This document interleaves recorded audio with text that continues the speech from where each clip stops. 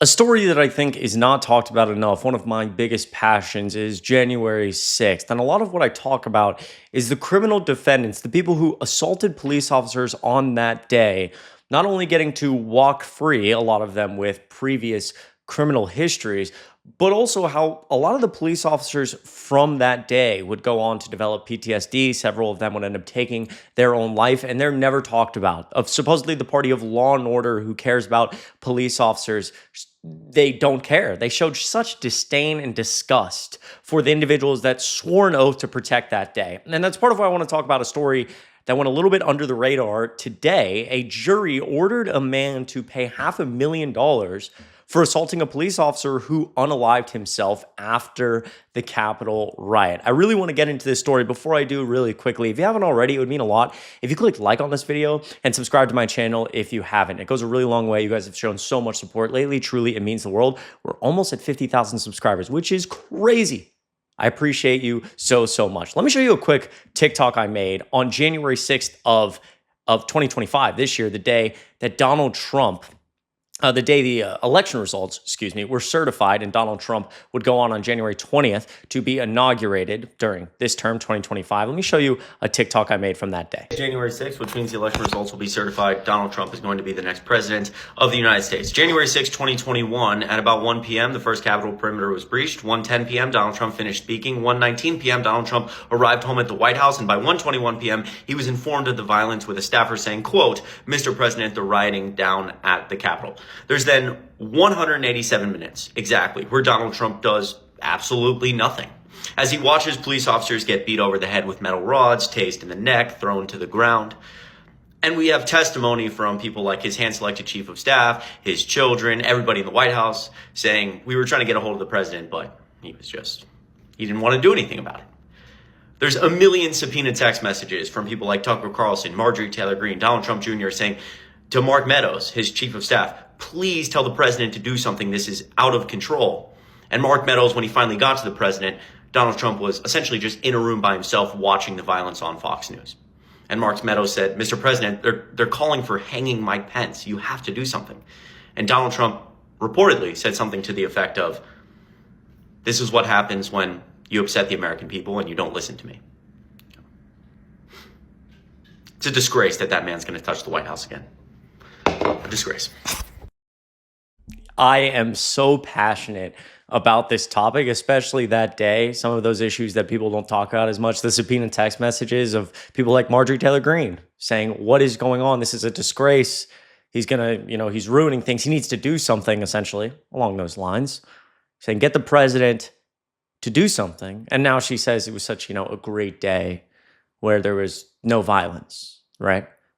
Or you have other members of the Republican Party who say it was a great day, a peaceful day, no violence, and there's literally photos of them hiding on the House floor, terrified for their lives as the rioters move up and target them.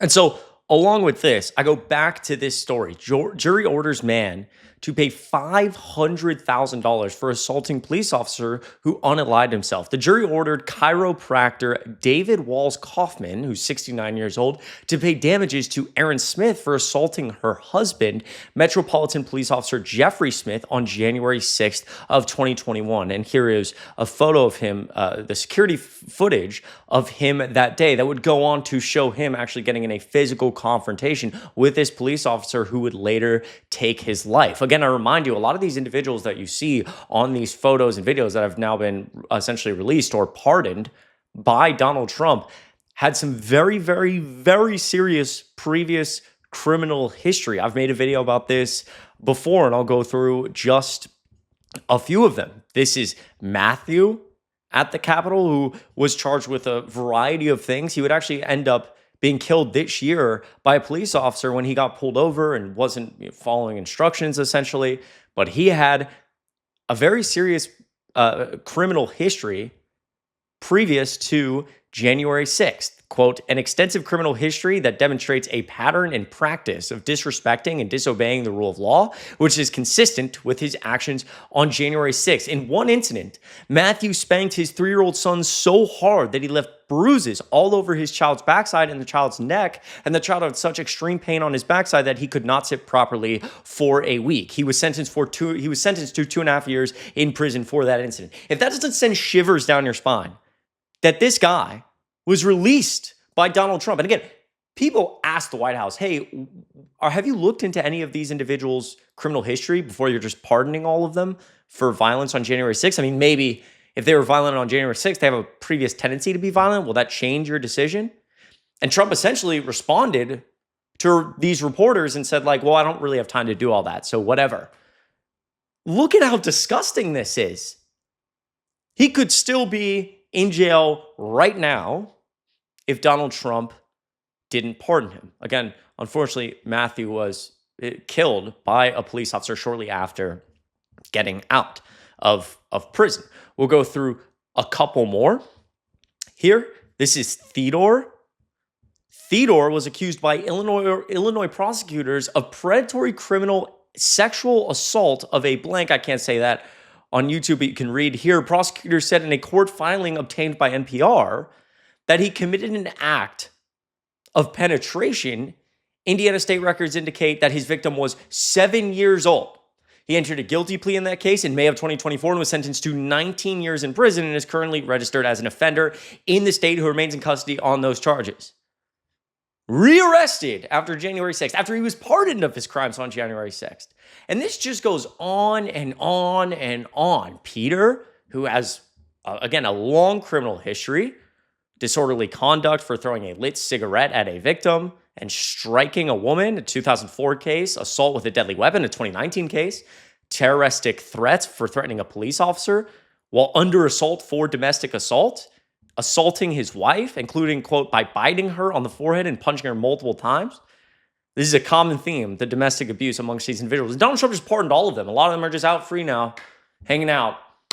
It's such a disgrace that more people don't talk about this. And so I bring you back again to the story from today that is such good news. $500,000 to the widow and estate of a police officer who unalived himself 9 days after he helped defend the U.S. Capitol from a mob of rioters, including a man who scuffled with the officer during the attack. The 8-member jury ordered that man, 69-year-old chiropractor David Walls Kaufman, pay $380,000 in punitive damages and $60,000 in compensatory damages to Aaron Smith for assaulting her husband, Metropolitan Police Officer Jeffrey Smith, inside of the Capitol on January 6th. They awarded an additional $60,000 to compensate Jeffrey Smith's estate for his pain and suffering.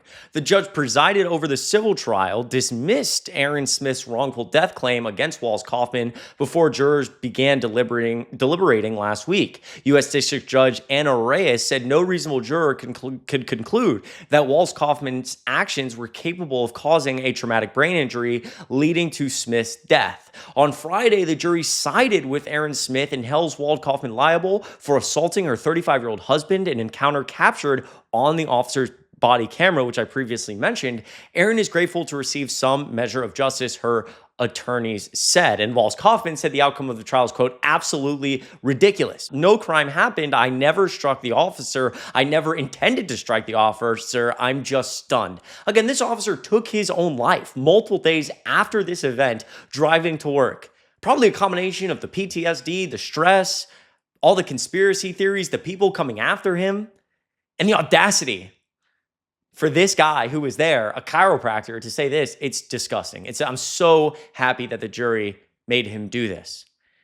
After the jury left the courtroom, Reyes, the judge, encouraged the parties to confer and discuss a possible settlement to avoid the time and expense of an appeal and for the sake of finality. Quote, you guys settle, you can move on with your life. Walls Kaufman attorney described the jury's award also as shocking. Quote, we're talking about a 3-second event.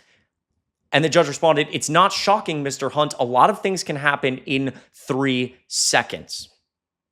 The police department medically evaluated Smith and cleared him to return to full duty before he unalived himself. In 2022, the District of Columbia's Police and Firefighters Retirement and Relief Board determined that Smith was injured in the line of duty and the injury was, quote, the sole and direct cause of his death, according to the lawsuit. Walls Kaufman served a 60-day prison sentence after pleading guilty to a Capitol riot-related misdemeanor in January 2023, but was pardoned in January by President Donald Trump. And obviously, more than 100 law enforcement officers were injured during the riot. Capitol Police Officer Brian Sicknick collapsed and died days after engaging with rioters. Howard Liebengood, a Capitol Police officer who responded to the riot, also died by unaliving himself after the attack. So again, these names of police officers who swore an oath to protect, risked their lives, are dealing still to this day with the PTSD. Some of them just had an absolutely tragic outcome, is the only way I can put it. Unalive themselves after the potential brain damage, the PTSD, the lies, people coming after them saying, you're a part of the deep state, you're a part of the scheme to steal the election. And I think more people should talk about these individuals because it's truly one of the most tragic days in American history. Do me a favor, share this video with a MAGA friend or family member.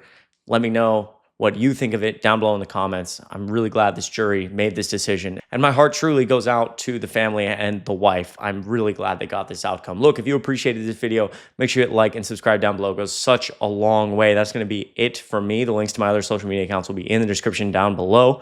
I hope you have a great rest of your week, and I'll see you in the next video.